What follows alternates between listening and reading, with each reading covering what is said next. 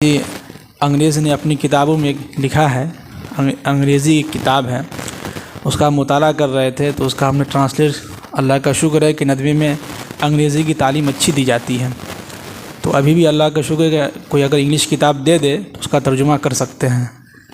تو اس کا مطالعہ کر رہے تھے، اس میں لکھا ہے کہ ایک زمانے میں جو ہے انگریز جو ہے صبح صبح جو ہے 4 بجے اٹھا کرتے تھے، اور 4 بجے اٹھنے کے بعد وہ جاگنگ کرتے تھے،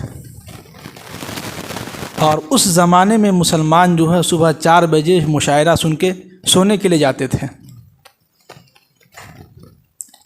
تو اللہ نے ترقی کس کو دی؟ انگریز کو دیا نا، تبھی تو قابض ہوا ہندوستان پر۔ تو آج جو ہے ہم لوگ کیا ہیں، علم کے معاملے میں پیچھے ہیں۔ کون سیکھنے جائے علم؟ کیا ہوگا اس سے سیکھنے سے؟ کیا فائدہ ہوگا ہمیں؟ جی اسی لیے پچھلے دنوں جو ہے قرآن پاک کے اندر سمجھیے کہ ہمارے عرب کے پردھان منتری صاحب اپنے اسپیچ میں کہہ رہے تھے، بھاشن میں، کہ اللہ تعالیٰ نے قرآن پاک کے اندر جو ہے سب سے زیادہ جس کا نام آیا ہے وہ اللہ ہے، یعنی اللہ نے اپنا نام سب سے زیادہ تذکرہ کیا ہے۔ دوسرے نمبر پر جو ہے اللہ نے قرآن پاک کے اندر 800 مرتبہ علم کا تذکرہ کیا ہے۔ اللہ، کتنی مرتبہ؟ 800 مرتبہ علم کا، ایجوکیشن، تعلیم۔ اس میں سب سے پہلی جو آیت جو قرآن پاک کی جو نازل ہوئی تھی، جو ہم نے کہا تھا پچھلے ہفتے جو اس ٹاپک پہ بات ہوئی تھی، وہ یہ کہ اقرأ بسم ربک الذی خلق، قرآن پاک کی سب سے پہلی آیت جو نازل ہوئی تھی، اس میں بھی ہمیں علم کے تعلق سے ہی بتلایا جا رہا ہے۔ لیکن آج قرآن جس امت پر، ہم لوگوں پر نازل ہوا، تو آج ہم کیا ہو گئے؟ علم کے معاملے میں پیچھے آ گئے۔ اور علم کے معاملے میں سب سے آگے کون جا رہا ہے؟ ابھی ہمارے غیر مذاہب کے لوگ جا رہے ہیں، وہ سب سے زیادہ ترقی کر رہا ہے۔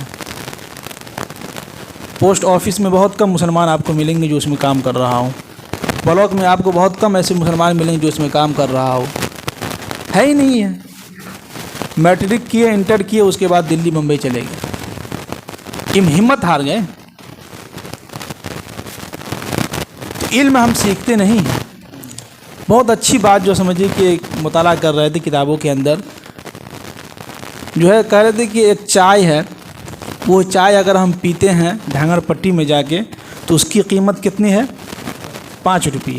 ٹھیک، یہی چائے اگر آپ تھوڑا سا آگے چلے جائیے، بیتیا میں ایک ہوٹل ہے، کسان ہوٹل، کسانی ہے نا، کشن ہوٹل، اس میں اگر آپ چائے پیجیے گا تو 20 روپے یا 15 روپے اس کی چائے کی قیمت ہے۔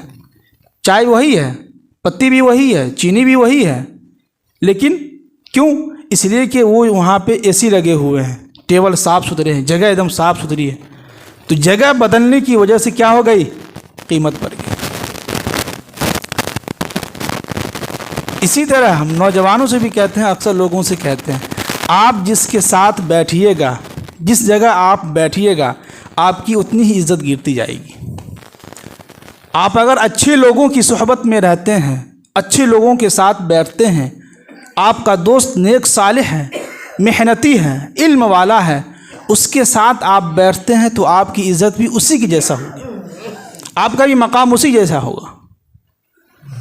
اسی چائے کو آپ کسی 5 اسٹار ہوٹل میں پیجئے، جیسے کہ ہمارے دربھنگا میں ایک ہوٹل ہے ذائقہ ہوٹل، بہت ہائی فائی ہوٹل ہے، اس میں ہم لوگ چائے پینے کے لیے گئے ایک مرتبہ، تو ایک کپ چائے کا جو ہے 100 روپے۔ کتنے؟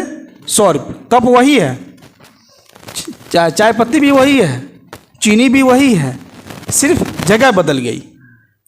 5 اسٹار ہوٹل ہے، جگہ ماشاءاللہ اچھی خوبصورت جگہ ہے، وہاں پر جو ہے لیڈیز ہیں جو چائے لے کے آ رہی ہیں، چائے سب کچھ وہی ہے، صرف جگہ بدلنے کی وجہ سے کتنے روپے کا فرق ہو گیا؟